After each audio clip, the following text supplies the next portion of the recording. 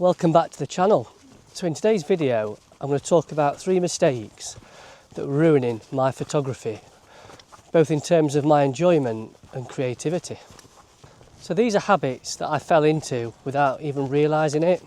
So if you've ever felt like your photography's lost its spark, you might recognise 1 or 2 of these. So I'll talk through what I learned and what I did about it. And if you stick around until the end, there's a bonus one that took me years to notice, and I'll talk more about that. Right, so let's get into it with mistake number 1. Mistake number 1 for me was photographing for likes on social media, platforms such as Instagram. Now this isn't a bashing of social media. I use Instagram, I use other social media platforms. But where it became a mistake for me is when I started to take photographs to please those platforms. So what I mean by that is, it doesn't take you long to work out, scrolling through Instagram, which types of photos get the most likes. Typically honeypot locations, photographs taken at golden hour, etc. So of course, being quite new to photography, I thought I'll go and take some similar photographs to see if I can get the same reaction. Even though I went out to try and copy the successful accounts, my own personal success was very limited with it. Obviously, I have a much smaller following. I'm a much less skilled photographer than some of those with large accounts. So all of a sudden it just started to become frustrating, and my creativity was impacted as a result.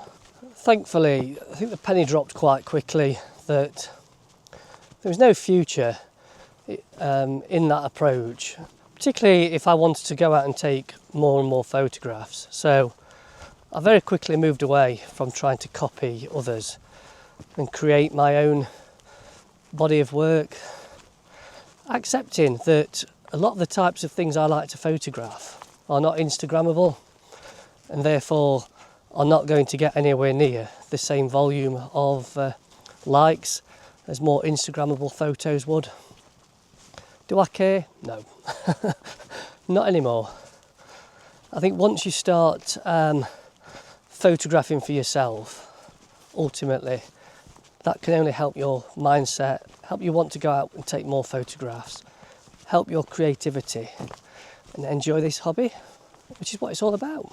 And to be honest, it's quite liberating. Once you stop worrying about data and metrics and just focus on creating, it's amazing how quickly your mood lifts. I've taken the exact same approach with this YouTube channel.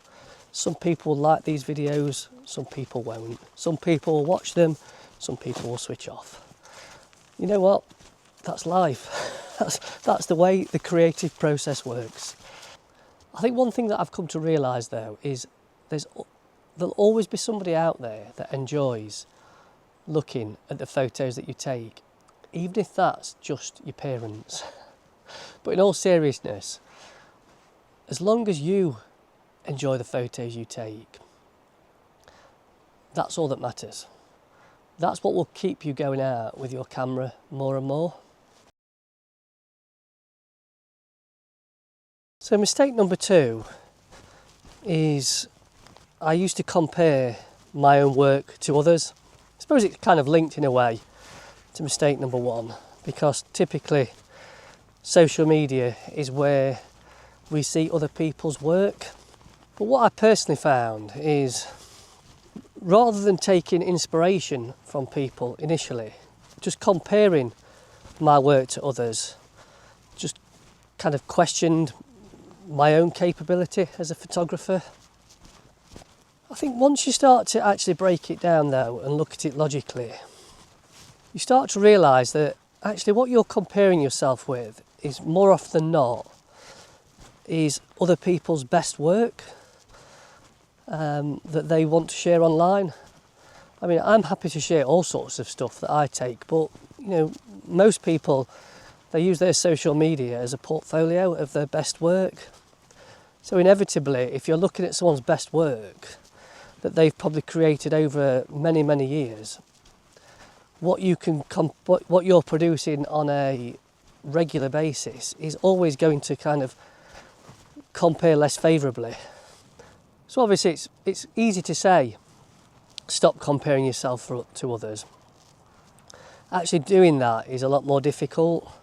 But if I just share what worked for me, so rather than comparing myself to others' work, I looked at my own work and I looked at photographs that I'd taken maybe from 6 months, 12 months ago, to spot any kind of tangible improvements that I'd made. And I found that really powerful. Setting myself challenges that I've talked about on other videos to really test my creativity and my mindset as a photographer have also helped significantly. So I still enjoy looking at other people's work and taking inspiration from it, but I no longer compare myself against it. And that's quite liberating. I think they say comparison is the thief of joy anyway, don't they? Is that right? I think it is. So I think what I'm trying to say, in probably a very long-winded way, is enjoy other people's work. Take inspiration from other people's work, but be your own unique self and create your own unique body of work. And I can guarantee there'll be people that will take inspiration from the work that you produce too.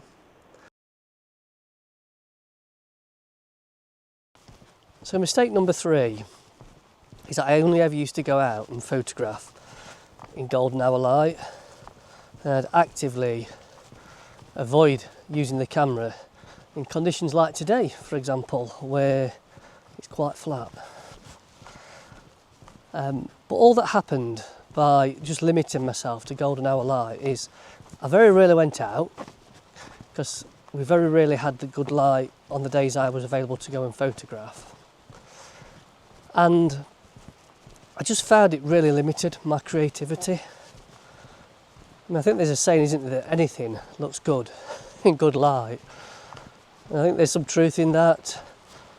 I found that since I stopped exclusively photographing during the golden hour, my whole photography mindset and creativity has improved significantly. I'm kind of looking for the moments in between now, rather than the hero shots all of the time. So I promised a bonus 4th mistake, which I think ties everything else together. And it's related to not being afraid to be different. That sounds confusing, doesn't it? So let me explain. I'm going to get out of this woodland first though, because it's treacherous underfoot because we've had so much rain lately. I think some of my favourite photos, my personal favourites, are those that I almost never posted. You know the ones I'm talking about, the less common subjects, those that are a little bit more subtle and take a little bit longer to understand.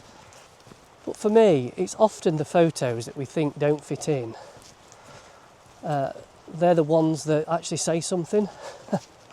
They have some meaning behind them. Just share the photos that mean something to you. I guarantee, as I've mentioned earlier in the video, that there'll be an audience for everybody's work. And every photo that all of us take, they'll resonate with somebody out there.